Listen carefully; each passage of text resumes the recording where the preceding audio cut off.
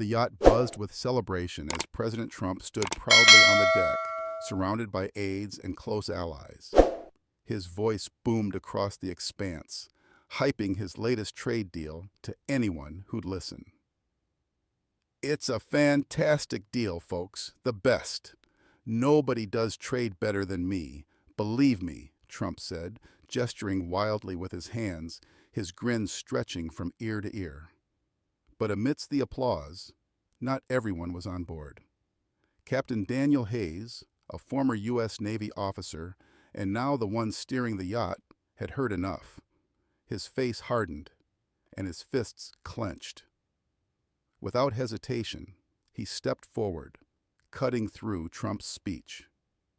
"Mr. President, we need to talk. Your tariffs are destroying us," Hayes called out, his voice slicing through the celebratory chatter like a ship's horn. Trump turned abruptly, narrowing his eyes, pointing directly at Hayes. "What's that, Captain? You're interrupting my celebration? Not a good move. Not good at all," he snapped, his tone sharp, his finger jabbing the air with each word. Hayes remained unfazed, his military posture unwavering, eyes locked on Trump with steely determination. "I've served this country for 20 years, sir," Hayes said, his voice steady but with a simmering anger just beneath the surface. "And I've never seen a policy that hurts the little guy like this. Your tariffs, they're raising costs on everything we need: fuel, equipment, spare parts. Small businesses like mine are drowning, and you're the one holding the rope." The aides froze, their eyes darting nervously. One woman, clad in a dark blazer, gripped her clipboard tighter. Another man stepped back, unsure how to respond. The tension on the deck thickened. Trump took a step forward, his face reddening as he glared at Hayes. "You're telling me that my tariffs, which are saving American jobs, are the problem?" Trump sneered. "That's fake news, Captain. Total fake news. I'm making America great again, and you're not seeing it." His voice rose with that familiar rallying rhythm, the one he used in front of a crowd, a cadence that commanded attention, even if it didn't convince everyone. Hayes shook his head, his hands planted firmly on his hips, his resolve unshaken. "I'm seeing plenty, sir. I'm seeing my crew lose their jobs. I had to lay off 5 men last month, 5 good men, with families. How is that saving American jobs? You're taxing us into the ground while the big corporations get away with murder." Trump scoffed, throwing his hands up in exasperation. "Listen, Captain," Trump said, his voice brimming with confidence. "I've got the best people, the smartest people, working on this. These tariffs, they're hitting China. They're hitting all the countries that have been ripping us off for years. We're bringing jobs back, millions of jobs. Believe me, you're not seeing the big picture, and I've got a great picture. The best picture," he continued, his tone a mix of defensiveness and bravado, his finger jabbing again, just inches from Hayes's chest. But Hayes didn't flinch. "The big picture, sir, is that my supplier in Japan raised prices by 40% because of your tariffs." Hayes shot back, his voice tight with frustration. "I can't afford to keep my boats running at those costs.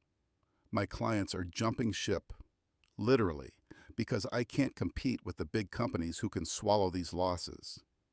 You're killing us out here, and what you—" His voice rose as his anger spilled over. Trump tilted his head, lips pursed in thought. He leaned in closer, his voice lowering but still carrying that commanding edge. "You want to talk about competition?" Trump sneered. "I'm the best at competition. Nobody competes better than me. These tariffs, they're making sure American companies win, not the little guys in Japan or wherever. You've got to adapt, Captain. That's business. That's how it works," he said, his hands slicing the air for emphasis, his tone dismissive. Hayes stepped forward, closing the gap between them. His eyes burned with intensity. Adapt? Hayes shot back, his voice unwavering. I've been adapting my whole life, sir. I adapted when I served in the Navy. I adapted when I started this business with nothing but a loan and a dream. But this isn't adapting. This is surviving. And right now, I'm not sure I can survive your policies. The deck went dead silent. The aides exchanged nervous glances. The woman in the blazer whispered something to another staffer, but no one dared interrupt. Trump straightened up, his jaw tightening in response to Hayes's defiance. "You know what, Captain?" Trump began, his voice now tinged with grudging respect. "I respect you. I do.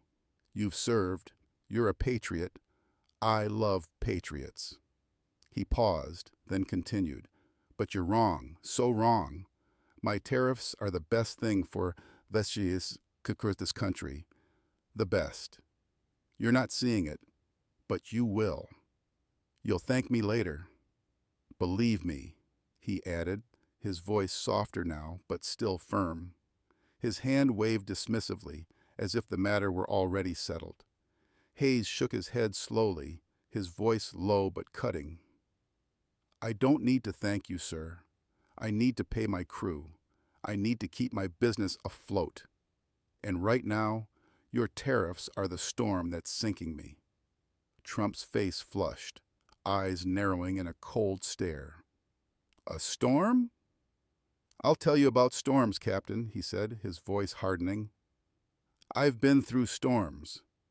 Political storms, media storms, the worst storms.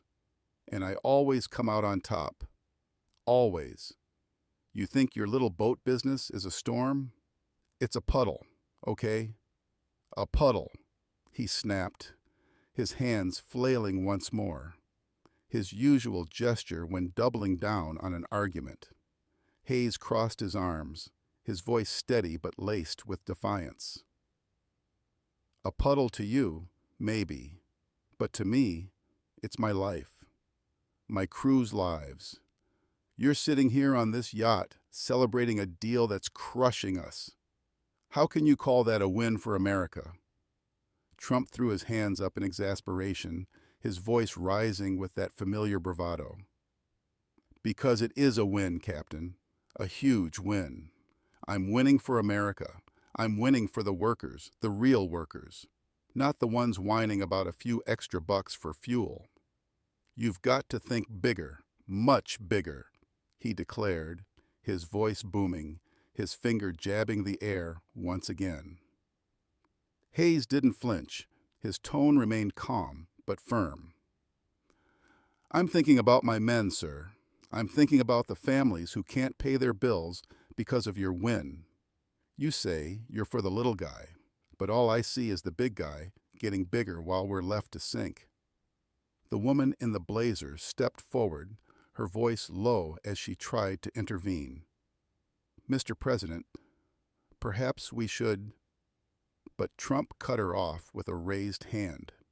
No, I've got this. I've got this. I'm handling it. I always handle it," he snapped, his tone sharp as his eyes remained locked on Hayes. He turned back to the captain, his voice dropping but still carrying that commanding edge. "You want to talk about sinking? I've saved this country from sinking, okay? I've saved it from bad deals, bad trade, bad everything. You're not sinking, Captain. You're just not swimming fast enough," he said, his voice dripping with sarcasm and conviction, his finger pointing one last time. Hayes shook his head, his voice unyielding and steady.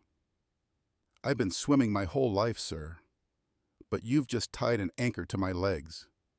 If this is what saving America looks like, then maybe you're saving the wrong people," he said, his words sharp and his stance unwavering. Trump's face hardened, his lips pressing into a thin line. That's enough, Captain. I'm done here. I've got a country to run. A great country. The best country. And I don't need this, he said, his tone cold as he turned sharply. His suit jacket flapped behind him as he stormed toward the yacht's interior. His aides scrambled to follow, casting quick glances back at Hayes.